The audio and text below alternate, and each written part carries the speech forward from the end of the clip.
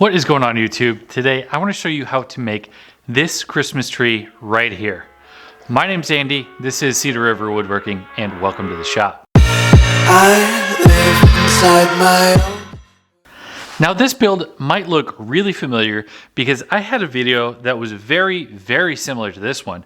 However, it used a complicated table saw jig like this one here, and there was one major problem. There was a ton of waste. That is one of those things that we are looking to clean up in this video here, and I would like to show you how. So if you like holiday builds like these Christmas trees here, or this candy cane that I've got drying over here behind me, make sure that you are subscribed to the channel. We are trying to make a big push to hit 50,000 subscribers before the end of 2024. So here we are over at the miter saw. We have ourselves a 6-foot long 1x12. A 1x12 is 3/4 inch thick and 11 1/4 inches wide. And obviously this one is 6 feet long. So what our first step is going to be to make this Christmas tree is we need to set our saw to 22.5 degrees.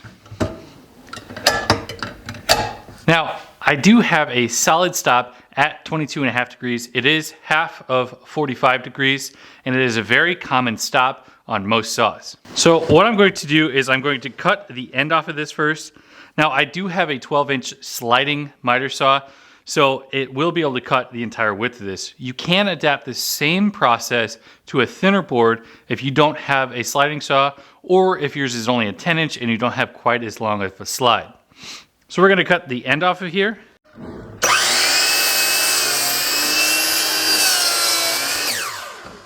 And we're going to have a little triangle like this cut off. Now what I'm going to do is I'm going to roll the board over,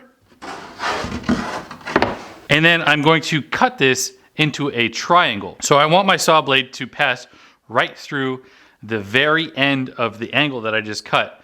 I do have a stop block set up because I'm just going to cut this entire board up into these triangles. Now because we're using a stop block, make sure your blade is completely stopped before you lift it up. You don't want to kick back.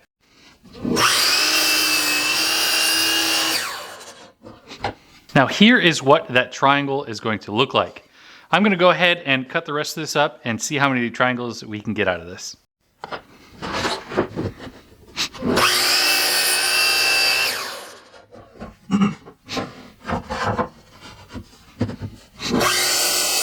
So here we are back at the bench, and we have our little triangles that we cut out. I cut out about 14 of these from that 6-foot long board, so you can make an entire forest out of these things. So how we're going to finish this is I have a 3-inch hole saw here. You can see right here on the bench, I have a piece of scrap wood clamped down to my table because when I drill through this, there's going to try and be some blowout on the backside. And this board is going to apply pressure to that so the fibers don't blow out the back. So what I'm going to go ahead and do to make the holes for these ornaments is I'm going to measure up from the bottom here. I'm going to measure up 4 inches. And I'm also going to measure up 7 inches. Now at each one of those marks, I'm going to measure in 1 inch.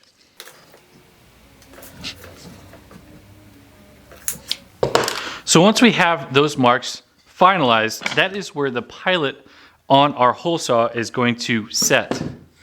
So I'm going to clamp this down so that I don't have it wiggle around on me. So with how this is measured out, it's going to have a flat edge on each one of these circles.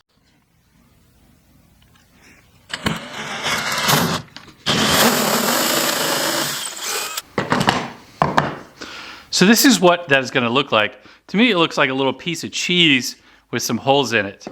Now, the great thing about this spider hole saw system here is I do have this little button where the entire arbor will push back, and that leaves my pieces out here on the end. And I can just take them right off. Slide it back into place, and now we are all locked back in.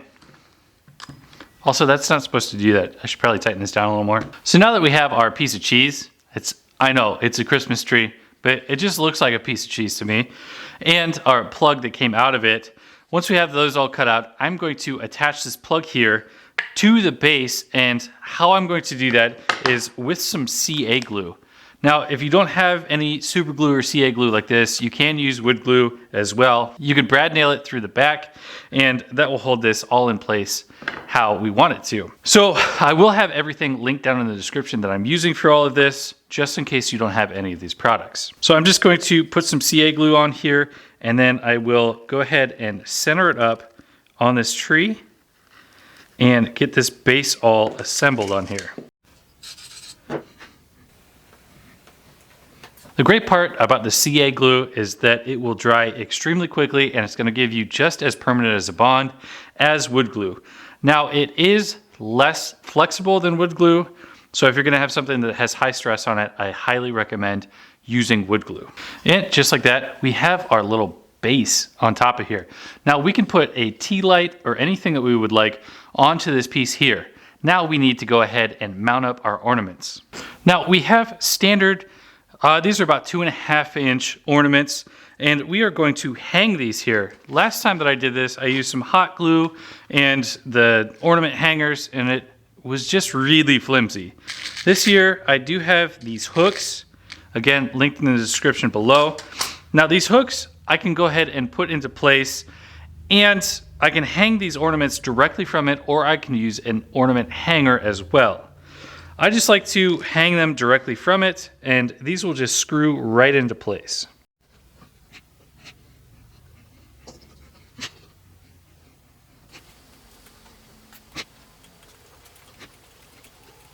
So once we have those screws all in here, I can just go ahead and hang my ornaments directly from that. Now that one, I did have to twist it a little bit so that the ornament hook would fit in there, but this one is great. And now you can just see they just dangle in here, and it's nice and wonderful. So this is a fun and simple project that you should be able to do one of these trees in easily about 5 minutes. Now remember, you make about 14 of these out of one of those 1x12s. So with 14 of these trees and these ornaments, you make about $250 in profit if you're selling one of these trees for about $20. Now, $20 is a fairly common price that I like to price a lot of my projects for. Me particularly, I like these 2 ornament style, but if you made it this far, let me know if you like the single ornament or you like the dual ornament. Start your comment with 1 or 2 to let me know that you made it this far in the video. If you have any suggestions, also let me know down in the comment section below while you're down there. For now, my name is Andy. This has been Cedar River Woodworking, and we'll see you in the next video.